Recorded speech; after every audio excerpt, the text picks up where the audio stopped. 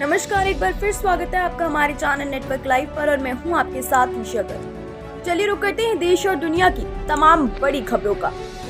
मुख्यमंत्री नीतीश कुमार 2 दशक से बिहार की सत्ता में धुरी बने हुए हैं, लेकिन लगातार 5वीं बार विधानसभा चुनाव की जीत दर्ज करने के लिए केजरीवाल के फ्री बिजली मॉडल पर अपने कदम बढ़ा दिए हैं। एक के बाद एक लोकलुभाने वादों का ऐलान नीतीश कुमार ने शुरू कर दिया है। महिलाओं की पेंशन बढ़ाने और युवाओं को 1 करोड़ नौकरियां देने के ऐलान के बाद अब नीतीश ने 125 यूनिट तक बिजली मुफ्त देने की घोषणा कर दी है। विधानसभा चुनाव से पहले नीतीश कुमार के इस कदम को सियासी तौर पर एनडीए के लिए मास्टर स्ट्रोक माना जा रहा है। ऐसे में अब देखना ये है कि सीएम नीतीश क्या फ्री बिजली पॉलिटिक्स के जरिए बिहार की सियासी जंग को फतह कर ले।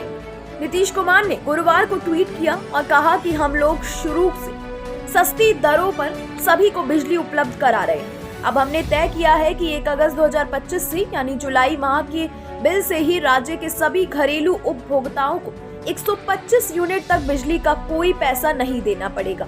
इससे राज्य के कुल 1 करोड़ 67 लाख परिवारों को लाभ मिलेगा। साथ ही मुख्यमंत्री ने कहा कि हमने ये तय किया है कि अगले 3 वर्षों में इन सभी घरेलू उपभोक्ताओं से सहमति लेकर उनके घर की छतों पर या नजदीकी सार्वजनिक स्थल पर सौर ऊर्जा संयंत्र लगाकर लाभ भी दिया जाएगा। सीएम नीतीश कुमार ने कहा कि कुटीर ज्योति योजना के तहत जो अत्यंत निर्धन परिवार होंगे उनके लिए और ऊर्जा संयंत्र लगाने हेतु पूरा खर्च राज्य सरकार करेगी। अन्य लोगों के लिए भी सरकार उचित सहयोग करेगी।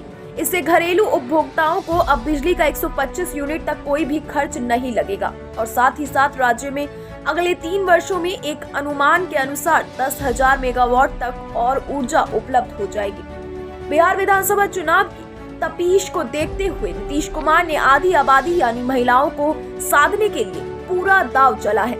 सीएम नीतीश कुमार ने पिछले महीने पेंशन की राशि बढ़ाने की घोषणा की। अब तक वृद्धजनों, विकलांगजनों और विधवा महिलाओं को पेंशन के रूप में 400 रूपए प्रति माह मिलते थे।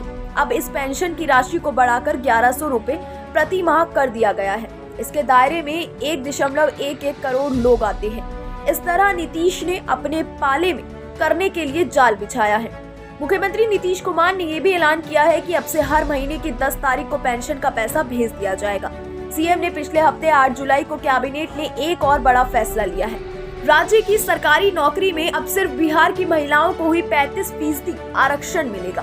इस तरह नीतीश कुमार ने अपने कोर वोट बैंक महिला को साधे रहने की बड़ी सियासी दांव चली है, क्योंकि पिछले 4 चुनाव से उनकी जीत में महिला वोटर्स की अहम भूमिका रही है। बिहार में तकरीबन 1 करोड़ मतदाता है, जिनमें से 3.72 करोड़ महिलाएं मतदाता है। नीतीश कुमार की असल ताकत महिलाएं ही है। नीतीश कुमार के इस वोट बैंक पर तेजस्वी यादव की भी नजर लगेगी, जिसे देखते हुए पेंशन बढ़ाने की महिलाओं को सरकारी नौकरी देने में 35% आरक्षण जैसे अहम फैसले आ गए हैं।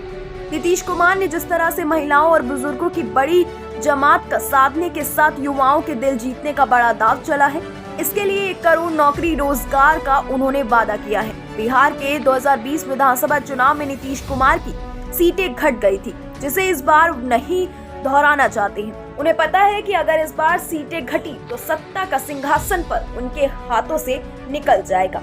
इसलिए एक के बाद एक बड़ा सियासी दांव चल रहे हैं और लोकलुभावनों को वादों के ऐलान की छड़ी बना रहे हैं। इस तरह महिलाएं, बुजुर्ग और युवाओं को अपने पाले में रखने के लिए 2025 की चुनावी जंग फतह करना चाहते हैं। लेकिन देखना ये है कि तेजस्वी यादव के अगुवाई वाले एनडीए के सियासी चक्रव्यूह को तोड़ पाते हैं या फिर नहीं।